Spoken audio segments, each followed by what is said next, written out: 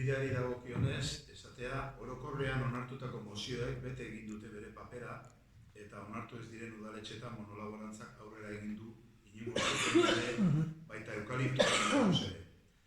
Oro har, eskerrak eman behar diegu herri askotan antolatutako baso bizia taldetako herritarrek egindako lana eta udaletxearekin mantendutako harremana eta tentzioak, landaketak, lur erosketak, debekuak, moratoriak bete zitezen. Herri presiorik gabe errezagoa zaio erakunde publikoi beste alde batera begiratzea edota emandako hitza jatea, beraz, herritarro berriro ere izan gara udalarekin elkarlanean sinatutakoa betetzeko bermea. Gure proposamenak aurrera begira. Lurraldea kapital estrategikoa da herritarrentzat eta ezin dugu suntsitu epe laburreko onura pribatuen izenean batez ere. Apustu garbia egin behar dugu lurraldea ondasun komun bihurtzeko.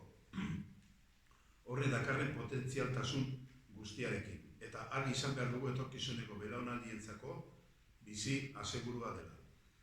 Erakunde publikoek sektore honetan legeak egiteko orduan dituzten erantzunkizunak ez dira basogintzako interes pribatuen menpe jarri behar, onura eta funtzio publikoaren menpe baizik. Beharrezkoa da nekazaritza eta basogintza sektorea bere osotasunean birdiseinatzea, eredu estensiboak, hurbilak, ekologistak eta iraunkorra proposatuz. Basokudeak eta irizpide zientifikoetan oinarritu egin behar da, eta ez soilik produktiboetan. Irizpide horiek funtsezko elementu giza biodibertsitatea babesteari dagokionez duten pisua kontuan hartuta. Dauden monolaborantzak erregulatzea eta murriztea eta horrelako landaketa berria saihestea, bai eta horiek erausteko teknikak ere, hau da, matarrasa mugatzea eta debekatzea, adibidez, baso autoktono eta bioanitz baterantzko transizioa egiteko.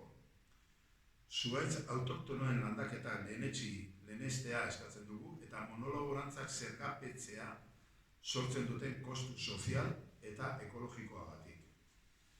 Tokiko erakunde publikoek dagozkien baso politiketan hartzen dituzten erabakiak errespetatzea. Amaitzeko 7 urte falta direnean Jaurlaritzaren 1994-2030 baso babesdei buruzko plana aplikatzea. Zein da gure eredua?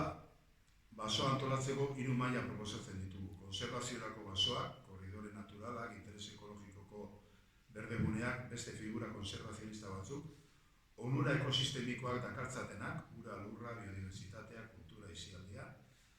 2. Hurbileko baso produktiboak, espezie autoktonoekin, biomasa estensiboa, onjoa, balio erantziko zurak, egurrak.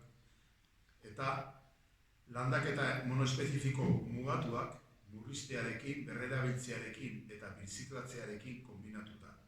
Eta bukatzeko baso jangarriak, fruta argolak, oinarrizko elikagaiak ematen dizkigutenak. Hau da pixka gure proposamena aurrera begira. Esatearen esan dugu, hainbat udaletxekin egon garela, batzuk ez dut erantzun, beste batzuk Bermeokoa, Mendarokoa, Bergarakoa, Ataungoak, hoien berri izan dugu itsasondokoa bera ere bai,